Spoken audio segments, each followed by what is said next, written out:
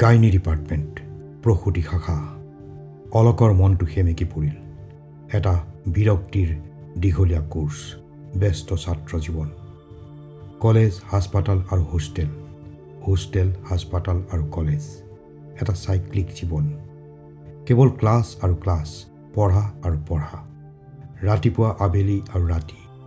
ৰাতিপুৱা 8 বজাৰ পৰা দুপৰীয়া 12 বজালৈ পাণবজাৰত, আবেলি 1টাৰ পৰা 4 বজালৈ নৰকাচলত ক্লাছ কৰা ছাত্ৰ ছাত্ৰীবোৰৰ কিছুমানে ৰাতিও হাস্পাতালত ডিউটি কৰিব লাগে, ডিউটি থাকে। মেডিকেল কলেজৰ ছাত্ৰ ছাত্ৰীবোৰৰ দৰে আন কোনো কলেজৰ ছাত্ৰ ছাত্ৰী বোধহয় ক্লাছ আৰু কিতাপ লৈ ইমান ব্যস্ত থাকিবলগীয়া নহয়। পৰীক্ষাত সাধাৰণভাৱে উত্তীৰ্ণ হ'বলৈ হ'লেও সন্ধিয়াৰ পৰা ৰাতি 11 বজালৈ সদায় পঢ়িবই লাগিব। আন কলেজৰ দৰে এইখন কলেজত দীঘলীয়া বন্ধ নাই, ঘনাই ছুটি নহয়। মেডিকেল কলেজৰ প্ৰত্যেকজন ছাত্ৰ ছাত্ৰীয়ে পাল পাতি এমাহৰ কাৰণে দিনে নিশাই প্ৰসূতি শাখাত ডিউটি কৰিব লাগে। কলেজৰ এয়া বাধ্যতামূলক নিয়ম। এমাহৰ কাৰণে ছাত্ৰ ছাত্ৰী কেইজনমানে নৰকাচলৰ হোষ্টেল এৰি পাণবজাৰলৈ গুচি আহে। হাস্পাতালৰ তৎকালীন বিভাগটোৰ সোঁফালে থকা সৰু সৰু ঘৰকেইটা সিহঁতৰ কাৰণে তেতিয়া হৈ পৰে এখন সৰু হোষ্টেল।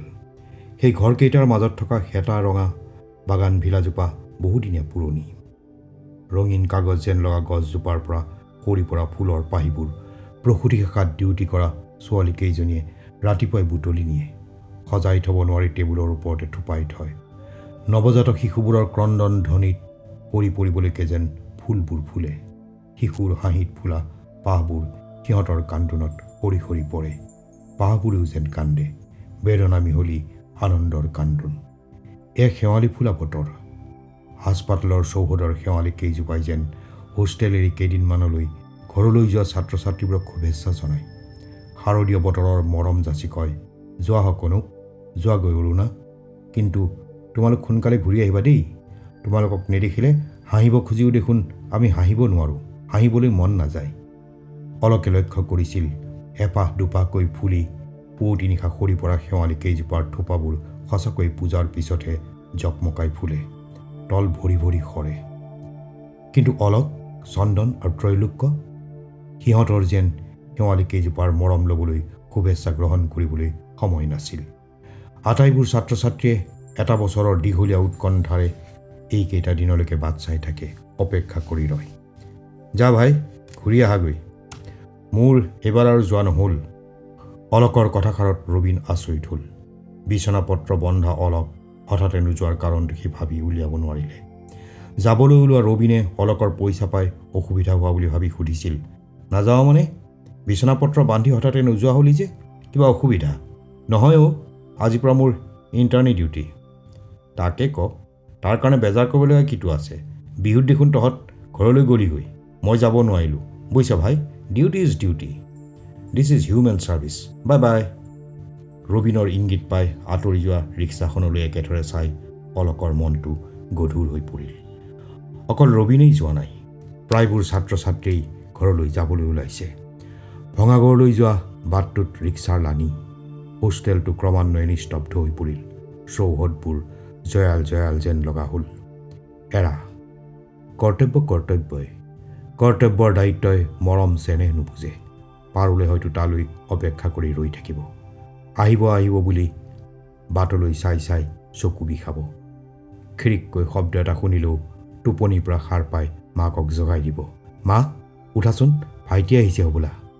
আৰু মাকজনী, ৰীতিমণি, পুলক। গধুৰ মন এটালৈ অলক ৰুমৰ ভিতৰলৈ সোমাই গ'ল। অলপ পিছতে সিও পাণবজাৰলৈ যাব লাগিব। হাস্পাতালৰ ইণ্টাৰ্ণি হোষ্টেলৰ বাৰাণ্ডাত বেডিং পত্ৰবোৰ থোৱাৰ লগে লগে অলকক আলফুলকৈ মৰম যাচি যোৱা চেঁচা বতাহ এজাকে বাগান ভিলাজোপাৰ পৰা কেইপামান ফুল সৰাই থৈ গ'ল। ওচৰৰ ৱাৰ্ডটোৰ পৰা ভাহি আহিল নৱজাতক শিশু এটাৰ ক্ৰন্দন ধ্বনি। কৰ্তব্যৰ দায়িত্বখিনি উপলব্ধি কৰি বেদনাগধুৰ অলকৰ মনটো অকস্মাতে ভাল লাগি গ'ল। বিচনাপত্ৰবোৰ ভিতৰত থৈ সি ছুইচবৰ্ডৰ আটাইকেইটা ছুইচ টিপি দিলে। কিন্তু বাল্ব নথকা কোঠাটো আগৰ দৰেই এন্ধাৰ হৈ ৰ'ল। ওচৰৰ পূজা মণ্ডপ এটাৰ পৰা সপ্তমী পূজাৰ আৰতিৰ ধ্বনি ভাহি আহি তাৰ কাণত পৰিল। বাল্ব এটা কিনি আনিবলৈ ওলাই যাব খুজি অলক বাৰাণ্ডাতে থমকি ৰ'ল। কোনোবা এজন আহিছে, সি চিনি পালে। চন্দন। তাৰ পিছত এজন এজনকৈ তাৰ পাৰ্টনাৰবোৰ আহি হোষ্টেলত ধূপ খালেহি। বিচনাপত্ৰবোৰ ঠান ঠিত লগাই ৰান্ধনী শৰতক ভাত ৰান্ধিবলৈ কৈ এজন এজনকৈ সিহঁত ডিউটিলৈ ওলাই গ'ল, গাত এপ্ৰন। অলক আৰু চন্দনে লেবাৰ ৰুমলৈ খোজ ল'লে।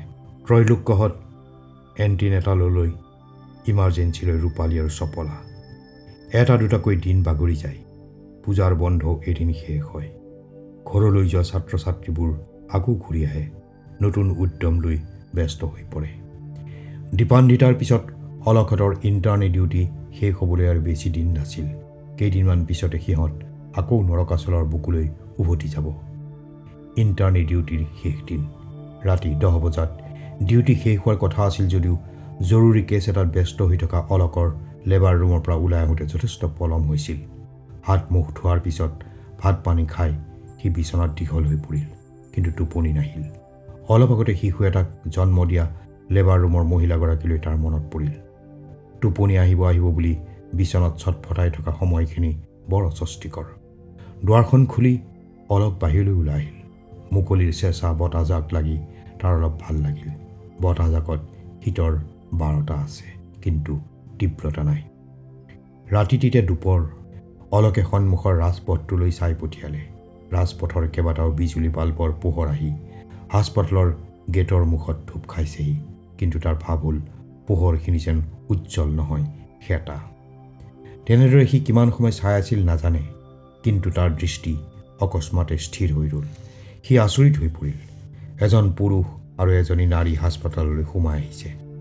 নিতান্ত আতুৰ অৱস্থা নহ'লে ইমান ৰাতি হাস্পতাললৈ কোনো মানুহ নাহে। সাধাৰণতে তেনেবোৰ মানুহ হয় যান বাহনত আহে, নহ'লে চিকিৎসাৰ প্ৰয়োজন হোৱাজনক আন কেইজনমানে ধৰি মেলি আনে। কিন্তু এইমাত্ৰ হাস্পতালৰ গেটেৰে সোমাই অহা পুৰুষ মহিলাগৰাকীক দেখি কোনো এজনকে আতুৰ অৱস্থাৰ ৰোগী বুলি তাৰ অনুমান নহ'ল। তেনেহ'লে পুৰুষ মহিলাহালৰ হাস্পতালত থকা কোনোবা আত্মীয়ৰ মৃত্যু হ'ল নেকি? কাৰোবাৰ চিৰিয়াছ? খবৰ ল'বলৈ আহিছে। কিন্তু পুৰুষ মহিলাগৰাকী দেখোন আনফালে নগৈ লেবাৰ ৰুমলৈ আগবাঢ়ি আহিছে। সি কৌতূহলী হৈ পৰিল। ডিউটি শেষ কৰি উভতি অহাৰ আগতে ডেলিভাৰী কৰোৱা মহিলাগৰাকীৰ আত্মীয় খবৰ ল'বলৈ আহিছে। সি ক'ব খুজিছিল মহিলাগৰাকীৰ লেবাৰ ৰুমত নাই, বেডত আছে, কিন্তু নক'লে। কি জানিবা অলকৰ বাৰান্দাত থিয় হৈ থকাৰ আৰু ধৈৰ্য নহ'ল। পিৰালিৰ পৰা নামি কেইখোজমান আগবাঢ়ি আহিল। কিন্তু এয়া সি কি দেখিছে? মহিলাগৰাকীৰ সৈতে আগবাঢ়ি অহা ডেকাজনচোন তাৰ সমীৰ দা। ভুল দেখা বুলি অলক আৰু অলপ আগবাঢ়ি আহি পুৰুষ আৰু মহিলাগৰাকীৰ দৃষ্টি আঁৰ লৈ লেবাৰ ৰুমৰ কিছু দূৰত থিয় হৈ ৰ'ল। হে ভগৱান, এয়া জানো সম্ভৱ? কিন্তু সি যে স্পষ্ট দেখিছে সেইজন সমীৰ, তাৰ সমীৰ দা। আৰু মহিলাগৰাকী, সেইজনীচোন সি চিনি পায়। মহিলাগৰাকী মহিলা নহয়, সিহঁতৰ লগতে পঢ়া এজনী ছাত্ৰী, পাপৰি। কিন্তু সমীৰৰ লগত পাপৰিৰ কি সম্বন্ধ? তেনেহ'লে প্ৰবালক তাই ফাঁকি দিছিল, ফাঁকি দিছে। নহ'লে ইমান ৰাতি সিহঁতৰ ইয়াত কি প্ৰয়োজন? সমীৰ আৰু পাপৰি আহি লেবাৰ ৰুমৰ সন্মুখৰ বাৰান্দাত থিয় হ'ল। জ্বলি থকা বাল্বটোৰ ক্ষীণ পোহৰত অলকে দেখিছিল পাপৰিয়ে কান্দিছে। নাকান্দিবা পাপৰি, একো ভয় নাই। এইবোৰ বৰ সাধাৰণ ঘটনা, ইমান চিন্তা কৰিছা কিয়? চকুপানীখিনি মচি দি সমীৰে তাইক আশ্বাস দিয়ে, মৰমেৰে পিঠিত হাত বুলায়। কিন্তু মোৰ যে বৰ ভয় লাগিছে সমীৰ দা। অপাৰেশ্যনৰ পিছত যদি হাস্পতালত থাকিবলগীয়া হওঁ? তুমি কিয় ইমান ভয় খাইছা পাপৰি? অপাৰেশ্যনৰ পিছত হাস্পতালত ৰখাৰ প্ৰশ্নটো নুঠেই। এতিয়াৰ দৰে খোজকাঢ়িয়ে উভতি যাব পাৰিবা। তাইক লেবাৰ ৰুমলৈ ঠেলি দিব খুজি সমীৰ ৰৈ গ'ল। পকেটৰ পৰা সৰু বটল এটা উলিয়াই তাইৰ শিৰ আৰু কপালত ডাঙৰকৈ এটা সেন্দুৰৰ ফুট আঁকি দিলে। যোৱা পাপৰি, নাকান্দিবা। ডাক্তৰক সুধিলে ক'বা ইমান সোনকালে আমি প্ৰথম সন্তানটো নিবিচাৰোঁ। যদি স্বামীৰ কথা সোধে তেন্তে ক'বা বাহিৰতে ৰৈ আছে। অ' কাৰ্ডখন? পাপৰিয়ে মূৰ টুপিয়ালে। অৰ্থাৎ কাৰ্ডখন তাইৰ লগতে আছে, দিনতে কৰাই থৈছিল। এখোজ দুখোজকৈ পাপৰি ভিতৰলৈ সোমাই গৈছিল। সমীৰে স্কাৰ্ফ এখনেৰে গাটো ঢাকি লৈ মূৰত বান্দৰ টুপি এটা পিন্ধি ল'লে, যেন হাড় কপোৱা চেঁচাৰ পৰাহে সি নিজক ৰক্ষা কৰিবলৈ যত্ন কৰিছে। দৃষ্টিশক্তিৰ ওপৰতে অলকৰ অবিশ্বাস জন্মিল। বিশ্বাস হেৰাই গ'ল। কাণ দুখনে যেন তাক ফাঁকি দিছে। আৰু যদি দৃষ্টি আৰু শ্ৰৱণ শক্তিয়ে তাক ফাঁকি দিয়া নাই, পাপৰিয়ে ফাঁকি দিছে প্ৰবালক। বেচেৰা প্ৰবাল। প্ৰবাললৈ তাৰ বেয়া লাগিল। মাত্ৰ 2 মাহ আগতে অসম মেডিকেল কলেজলৈ ট্ৰেন্সফাৰ হৈ যোৱা প্ৰবালক তাই ইমান সোনকালে ফাঁকি দিব পাৰিলে কেনেকৈ? ছোৱালীবোৰৰ চৰিত্ৰ জানো এনেকুৱাই? ইচ্ছা হৈছিল সি যেন প্ৰবালক মাতি আনিব, চিঞৰি চিঞৰি ক'ব, চাই যোৱাহি প্ৰবাল, পাপৰি কিমান নীচ। প্ৰেমৰ প্ৰতিমূৰ্তি বুলি ভবা তোমাৰ পাপৰিয়ে ইমান দিনে তোমাক ফাঁকি দি আহিছে। তোমাৰ ওচৰত তাই ভাল পোৱাৰ অভিনয় কৰে, কিন্তু ভাল নাপায়, ভাল পায় সমীৰক। কিন্তু ক'ব নোৱাৰিলে। গুৱাহাটীৰ পৰা ডিব্ৰুগড় বহুত দূৰ, দুটা বিভিন্নমুখী জীৱন। দুয়োটা জীৱনেই এতিয়া শুই আছে, সপোন দেখিছে। দুটা বিভিন্ন পৰিৱেশ, বিভিন্ন স্বপ্ন। বৰবাৰী হোষ্টেলৰ কোনোবা এটা কোঠাৰ এখন সুকোমল বিচনা আৰু এখন কঠিন অপাৰেশ্যন টেবুল। এজনৰ চকুত কুমাৰী জীৱনৰ সুচিতা ঘূৰাই পোৱাৰ স্বপ্ন আৰু সতী হোৱাৰ প্ৰচেষ্টা, আৰু আনজনৰ দেহৰ সুচিতা হেৰুৱাই সতী হ'বলৈ যত্ন কৰা সেইজনী গাভৰুকে লৈ সুখী হোৱাৰ এটা মিঠা সপোন, এখন সংসাৰ পতাৰ এটা সৰু ঘৰ, কিন্তু মৌ বৰষা। কিন্তু সমীৰ? অলকে কোনোদিনেই ভাবিব পৰা নাছিল যে সিহঁতৰ সমীৰ দাটো ইমান নীচ, ইমান হীন। তেনেহ'লে পৃথিৱীৰ প্ৰত্যেকজন পুৰুষ আৰু প্ৰত্যেকজনী নাৰীয়েই একো একোটা নুবুজা সাঁথৰ নেকি বাৰু? তেনেদৰে কিমান সময় পাৰ হৈ গৈছিল অলকে নাজানে। বাৰাণ্ডাৰ চুক এটাত থিয় হৈ চিগাৰেট সোপা সমীৰ ক্ৰমান্বয়ে যেন চঞ্চল হৈ পৰিছিল। এটাৰ পিছত আন এটা চিগাৰেট হুপি লেবাৰ ৰুমৰ সন্মুখৰ বাৰাণ্ডাখনত ঘূৰি ফুৰিছে।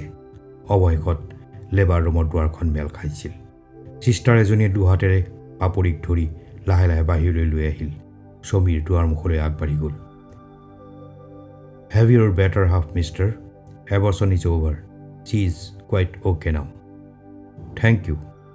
সমীৰে চিষ্টাৰজনীক ধন্যবাদ জনালে। চিষ্টাৰজনী আঁতৰি গ'ল। সমীৰ আৰু পাপৰি বাৰাণ্ডাতে কিছু সময় থিয় হৈ ৰ'ল। তাৰ পিছত হঠাতে তাই আকৌ চুপি উঠিল। চোৱা পাপৰি, কান্দিবলৈ তোমাক কিহে পাইছে? আজিৰ যুগ পৰিয়াল পৰিকল্পনাৰ যুগ। আজি যুগবন্দী অসহায় নাৰী পুৰুষ। গৰ্ভপাত আজিৰ পৃথিৱীৰ পাপ নহয়, এয়া যুগধৰ্ম। ব'লা আমি যাওঁগৈ। টুকুৰা টুকুৰকৈ ভাহি অহা সমীৰ আৰু পাপৰিৰ কথাবোৰে অলকৰ মনত খেলি মেলি লগাই দিলে। পৃথিৱীখনলৈ তাৰ বৰ ঘিণ লাগি গ'ল। ঘিণ লাগি গ'ল পাপৰিৰ প্ৰতিমূৰ্তি আন হেজাৰজনী পাপৰিলৈ। সঁচা বুলি ভবা পৃথিৱীখনৰ আটাইবোৰ সঁচাই যেন সঁচা নহয়, মিছা, ফাঁকি। আৰু মিছা বুলি ভবাবোৰেই মাথোন সঁচা। ইতিমধ্যে সমীৰ আৰু পাপৰি হাস্পাতালৰ বাৰাণ্ডাৰ পৰা নামি ৰাজপথলৈ আগবাঢ়ি গৈছে। তাৰপিছত ৰাজপথত ভৰি দিয়েই জেপৰ ৰুমালখনেৰে সমীৰে পাপৰিৰ কপালৰ ফোঁটটো আৰু শিৰৰ সেন্দুৰখিনি ঘঁহি ঘঁহি মচি দিলে। হঠাতে পাপৰিয়ে হাঁহি উঠিল। অলকৰ খং উঠি গ'ল। এই ছোৱালীবোৰেই আমাৰ মাতৃ, ভগ্নী আৰু পত্নী। ইহঁতৰ হাঁহি আৰু কান্দোনৰ কোনো মূল্য নাই। হাঁহি হাঁহি সিহঁতে কান্দে, কান্দি কান্দি হাঁহে। এৰা, আজিৰ যুগত গৰ্ভপাত পাপ নহয়। কিন্তু সেই বুলিয়েই জানো আবিঐ গাভৰু এজনীয়ে বিবাহিতা পত্নীৰ অভিনয় কৰিব লাগে? বিবাহিতা বোৱাৰী হৈ গৰ্ভপাত কক্ষত সোমোৱা উচিত? উচিত অনুচিত অলকে নাজানে, কিন্তু আহে। গুৱাহাটী মেডিকেল কলেজৰ গাইনকলজি ৰেকৰ্ড বুকত হাজাৰ পতি পত্নীৰ অলেখ গৰ্ভপাতৰ লেখ আছে। সেইবোৰৰ কিছুমান সঁচা পতি-পত্নী, কিছুমান মিছা, আৰু মিছাৰ সংখ্যাই হয়তো সৰহ। পিছদিনা ৰাতিপুৱা ত্ৰৈলোক্যৰ চন্দনৰ সৈতে অলক নৰকাচলৰ হোষ্টেললৈ গুচি আহিল। কিন্তু সুস্থিৰ হ'ব নোৱাৰিলে। চন্দন আৰু ত্ৰৈলোক্যহঁতক যোৱা ৰাতিৰ ঘটনাটোৰ কথা ক'ব নে নকয়, সেই কথা ভাবি সি উচ পিচাই উঠিল। মানসিক দ্বন্দ্বত চঞ্চল হৈ পৰিল। কিন্তু কিয় নক'ব? কিয়? এয়া যে অন্যায়।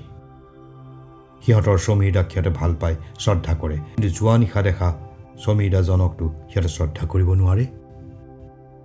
হঠাতে অলকৰ ভাৱ হ'ল সি যেন দুৰ্বল হৈ পৰিছে। সমীৰৰ চেষ্টাত ইবিলৈ কনভাৰ্ট হোৱা স্কলাৰশ্বিপটোৰ বিনিময়ত সি যেন অন্যায়ক প্ৰশ্ৰয় দিব খুজিছে। সেয়া যদি সমীৰৰ অন্যায়, তেন্তে যোৱা ৰাতিৰ ঘটনাটো ত্ৰৈলোক্যহঁতক নোকোৱাটো তাৰ কাৰণে অন্যায়। নাই নাই, সি অন্যায় কৰিব নোৱাৰে, নকৰে।